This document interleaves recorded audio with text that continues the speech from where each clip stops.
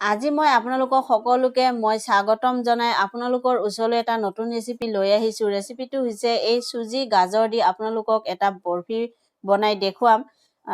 কেনেকৈ বনাম মই সকলোখিনি দেখুৱাম। বেছি বনাওঁতে বেছি কষ্ট নাই আৰু বেছি বস্তুৰ দৰকাৰ নাই। একদম ঘৰত থকা বস্তু দি আপোনালোকে সিম্পল বনাব পাৰিব। ল'ৰা ছোৱালীও খাই এই ৰেচিপিটো খুব ভাল পাব। আৰু মই কেনেকৈ বনাইছো এই ৰেচিপিটো আপোনালোকক দেখুৱাও। বেছি দেৰি নকৰি ৰেচিপিটো আৰম্ভ কৰোঁ আহক। এনেকৈ মই গাজৰ লৈ লৈছোঁ 3টা। আপোনালোকে বেছিকৈ ল'ব পাৰিব। মই বেছি লোৱা নাই। এনেকৈ গাজৰ মই লৈ লৈছোঁ। এনেকৈ 3টাত আধা কেজি হৈছে। আৰু এইখিনি মই এতিয়া এনেকৈ এখন ৰুকনি দি ধুনীয়াকৈ ৰুকি ল'ম। আৰু মই এইখিনি গাজৰৰ বৰফি বনাম যিহেতু এনেকৈ মই সৰু সৰু এনেকৈ যিবিলাক ফুটা থাকে এইখিনি দি মই ধুনীয়াকৈ এনেকৈ ৰুকি ল'ম। আৰু আপোনালোকে এনেকৈ মিক্সিটো পিচি ল'ব পাৰিব। ডাঙৰ ডাঙৰ টুকুৰা কৰি মিক্সিত পিচি লৈ ল'ব। নহ'লে এনেকৈতো ৰুকনি চবৰ ঘৰতেই থাকে। এনেকৈ ৰুকনি দি আপোনালোকে ৰুকি ল'ব।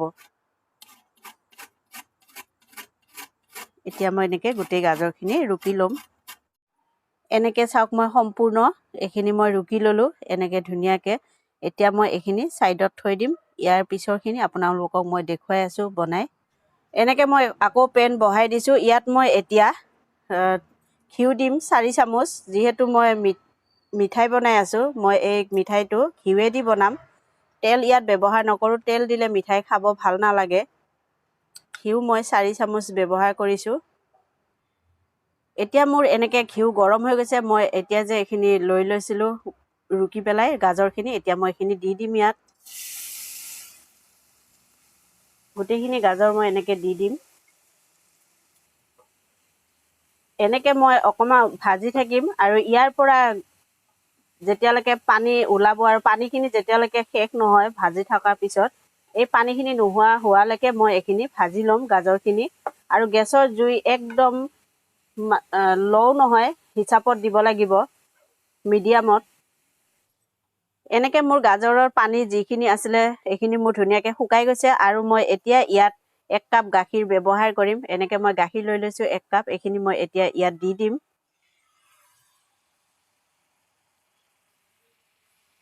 আৰু গাখীৰ আৰু এই গাজৰখিনি মই ধুনীয়াকৈ ভাজি ল'ম।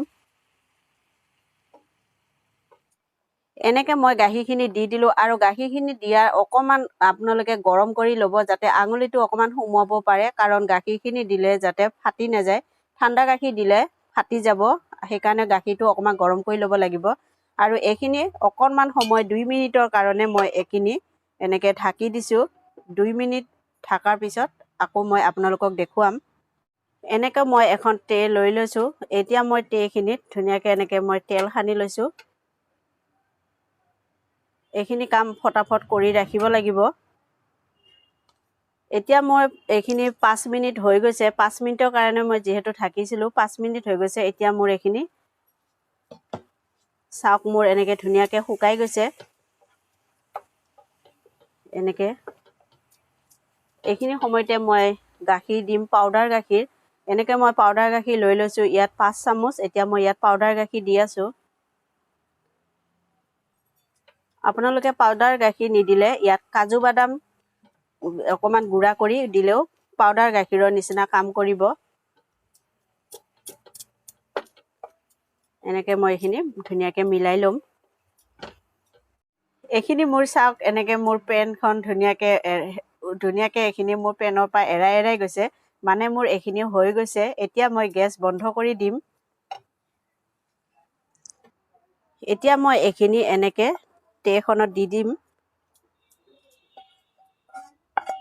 গোটেইখিনি মই এনেকৈ ট্ৰেখনত দি দিছোঁ। দি মই এইখিনি ধুনীয়াকৈ এনেকৈ মিলাই ল'ম ট্ৰেখনত। এনেকৈ মই ধুনীয়াকৈ ট্ৰেখনত মই বঢ়িয়াকৈ মিলাই ল'লোঁ। আৰু মই ইয়াৰ ওপৰত গাৰ্নিছ কৰিম অকণমান বাদাম দি। এনেকৈ বাদাম দিছোঁ আৰু পেস্তা দিছোঁ। দেখিবলৈও ধুনীয়া হ'ব, খাবলৈও ধুনীয়া হ'ব। আৰু আপোনালোকে পেস্তা আৰু কাজু বাদাম নিদিলে ইয়াত আপোনালোকে শুকান নাৰিকলৰ গুড়া যেন পায় গুড়ি, এয়াও দিব পাৰিব আপোনালোকে। দি মই এনেকৈ ধুনীয়াকৈ এইখিনি মই ফ্ৰিজত থৈ দিম অকণমান সময় কাৰণে। এই বস্তুখিনি টান হ'বৰ কাৰণে এনেকে মই ফ্ৰিজত থৈ দিছিলোঁ অকণমান সময় আৰু এনেকে চাওক এতিয়া মোৰ এইখিনি ধুনীয়া টান টান হৈ গৈছে আৰু মই এইখিনি এতিয়া বৰফি নিচিনা ধুনীয়াকে কাটি ল'ম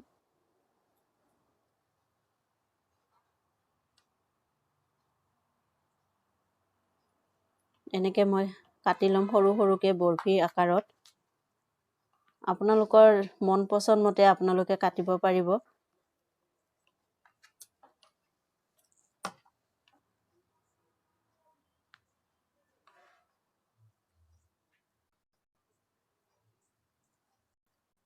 এনেকে মই কাটি লৈছো দেখিবলৈও ধুনীয়া হৈছে বৰফিখিনি খাবলৈও ধুনীয়া হ'ব আৰু আপোনালোকেও এনেকে ঘৰত মোৰ নিচিনা বনাব